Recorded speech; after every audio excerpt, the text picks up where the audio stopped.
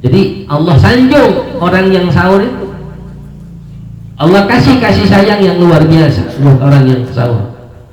Tapi kalau dia segen sahurnya, makanya sahur itu bukan hanya sekedar makan, hadirin. Tapi sahur merupakan ibadah. Jadi sahur bukan sekedar makan, tapi sahur merupakan ibadah. Saya pernah sampaikan tentang makan kita. Allahumma barik lana bima razaqtana wa qina adzaban. Kita kan makan tujuannya apa? Bukan untuk hidup, untuk kuat ibadah. Makan itu untuk kuat ibadah. Sahur untuk kuat puasa. Puasanya semakin berkualitas, puasanya seger, hadirin. Puasanya seger, pahalanya juga enak, pahalanya banyak. Ini puasa loyo banget. Ya, jangan sampai puasa habis subuh tidur. Allahu Akbar, zuhur dia bangun. Sholat dia, nyambung lagi, ya, nyambung lagi, subhanallah. Selesai masuk sholat asar, dia bangun, sholat asar lagi. Di depan TV dia nyetel TV, megang remote nyetel TV, ketiduran lagi sampai maghrib, baru bangun dia. Nah ini orang yang begini pahalanya dikit. Katanya kan tidurnya orang puasa dapat pahala, bener-bener dia tidur. Tidurnya orang puasa. Hadirin, saya pernah sampaikan bahwa ketika berpuasa jangan cuma tidur. Apapun yang dilakukan ketika berpuasa selama itu tidak melanggar syariah, maka itu pahala. Obrol, nonton TV supaya seger pahalanya, supaya seger puasanya, insya Allah dapat pahala. Ya, jadi orang ngapain aja dapat pahala, apalagi perbuatan yang baik. Perbuatan yang biasa saja itu dapat pahala, apalagi perbuatan yang baik.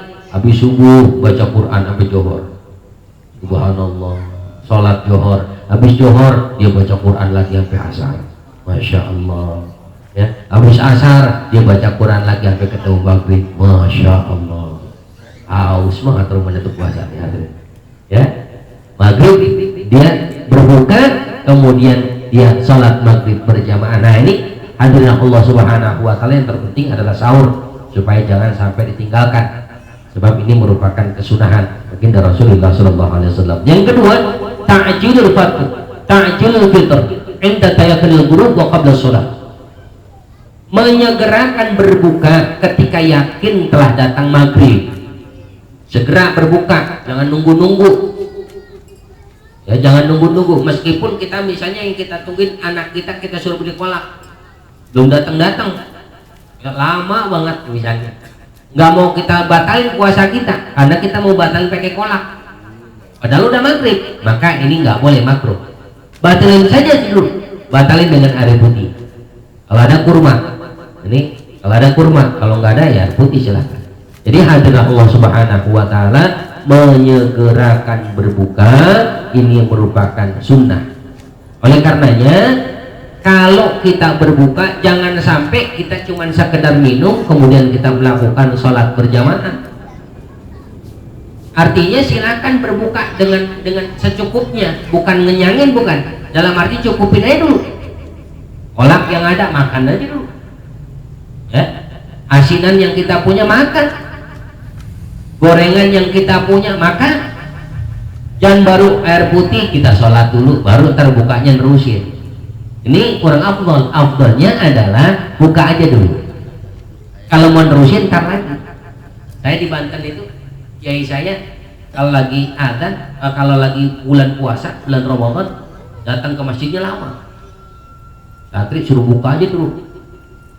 Kira-kira udah hampir setengah 7 baru kiai nyampe masjid. Kiai nyampe masjid baru qomat. Ya, baru kita datang ke masjid. Ya hadirin Allah subhanahu wa ta'ala. Jadi memang afdolnya kan ketika seseorang sholat, ya, afdolnya sebelum melakukan sholat dia kenyang dulu. Jangan mendingan kita makan ingat sholat daripada sholat ingat lagi sholat ingat kolak, sholat ingat kolang kaling, ingat pacar Cina, ya, ingat bakwan, ingat tempe, ingat ya Allah. Kemudian buka aja dulu supaya apa? Lebih khusyuk sholat kita. Wala tusrifu, Dan yang paling ingat adalah jangan berlebihan. Ini kan gara-gara kita buka berlebihan nyalain imam gitu. Imam lama lah, kagak tahu ngantuk kan. Emang lu yang bikin ngantuk. Ya, sebab memang begitu, perut penuh, mata turun, hadirin. Ini udah hukum alam, perut penuh, mata turun. Perut kosong, mata nanjak, mata naik, seger. Ya, galak. Ada bahasa orang sini apa? Lapar galak, kenyang bego. Ya Allah Subhanahu wa ta'ala. Masya Allah. Yang oleh karenanya ketika seseorang masuk maghrib dan yakinkan maghribnya, ya bisa jadi kan kesalahan teknis ketika misalnya kita lihat TV, apalagi sekarang ada TV-TV luar negeri dan sebagainya, bisa jadi juga itu ternyata adzan di Surabaya. Makanya lihat-lihat dulu TV-nya beberapa channel gitu ya. Bisa jadi kan kesalahan teknis, kesalahan tayang. Yang paling enak begitu juga kita yakinkan. Ketika kita yakin oh ya udah adzan, ya sudah kita buka. Sebab kan adzan Johor, Maghrib, Isya sama. Ya sama adzannya. Allahu Akbar, Allahu Akbar, Allahu Akbar, Allahu Akbar. Ini asar udah buka aja. Lah kok udah buka aja, adzannya sama.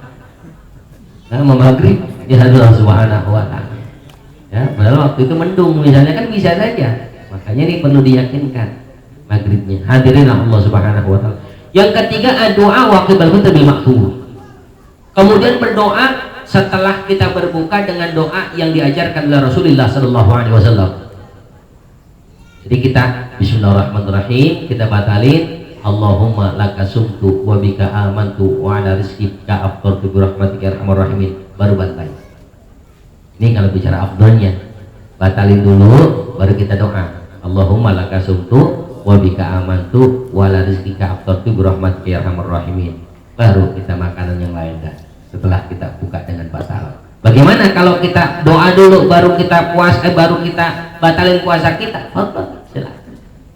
Tapi yang afdal itu batalin dulu baru kita Allahumma laka sumtu wa bika amantu wa la rizqika aftartu bi rahmatika ya arhamar rahimin. Ada doa yang diajarkan oleh Rasulullah sallallahu alaihi wasallam. Tabarukan bismillahirrahmanirrahim. Allahumma inni laka sumtu wa ala rizqika aftartu wa alaika tawakkaltu wa bika amantu zahabal dhama'u wa batalatil al-uruq wa tabatal ajru insyaallahu ta'ala ya wasi'al fadli ighfir li alhamdulillahilladzi a'anani fasumtu wa razaqani fa'aftartu, baru kita makan. Lama bener itu ya, malah keburu kering ini ya Allah Subhanahu wa ta'ala. Jadi ini yang afdal doa kita. Sebab apa? Hadirin Allah Subhanahu wa ta'ala, lis-shaim inda fitrihi da'watul asran, kata Nabi. Orang yang berpuasa dia berdoa, maka doanya la surat, nggak bakal ditolak oleh Allah Subhanahu wa ta'ala. Makanya dia minta supaya rezekinya ditambahin, ya Allah supaya besok, masya Allah hadirin. Ini gara-gara nah, kita kan rata-rata, mohon maaf, kita rata-rata orang yang berpuasa pas waktunya lebaran puyeng mah puyeng pasti, ya kan ya.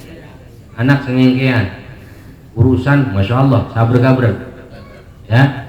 Tapi ketika lebaran beres. Sebab apa? Doa kita dari hari pertama kita baca doa Allahumma laka sumtu wa bika amantu wa ala rizqika aftartu, kita selalu minta ditambahin rezeki kita oleh Allah Subhanahu wa ta'ala. Ya Allah tambahin rezeki saya untuk besok, besok lagi, besok lagi, besok lagi, besok lagi, besok lagi. Pas waktunya lebaran, subhanallah, Allah kasih rezeki. Jadi hadirin yang dirahmati Allah Subhanahu wa ta'ala, selama Ramadan jangan sampai kita tinggalin doa-doa yang makruh. Apa doanya diantaranya? Allahumma inna nas'aluka ridhaka wal jannah wa na'udzubika min sakhatika wan nar. Allahumma innaka afuwun karim tuhibbul afwa fa'fu anna. Ya. Ini kita mohon pada Allah supaya minta diampuni terus doa kita. Ya, supaya kita diampuni dosa-dosa kita. Jadi ketika seseorang berpuasa, dia disunahkan untuk berdoa. Minimal doanya adalah Allahumma laka sumtu wa bika amantu wa ala rizkika aftartu bi rahmatika ya arhamar rahimin. Atau minimal dia baca bismillahirrahmanirrahim.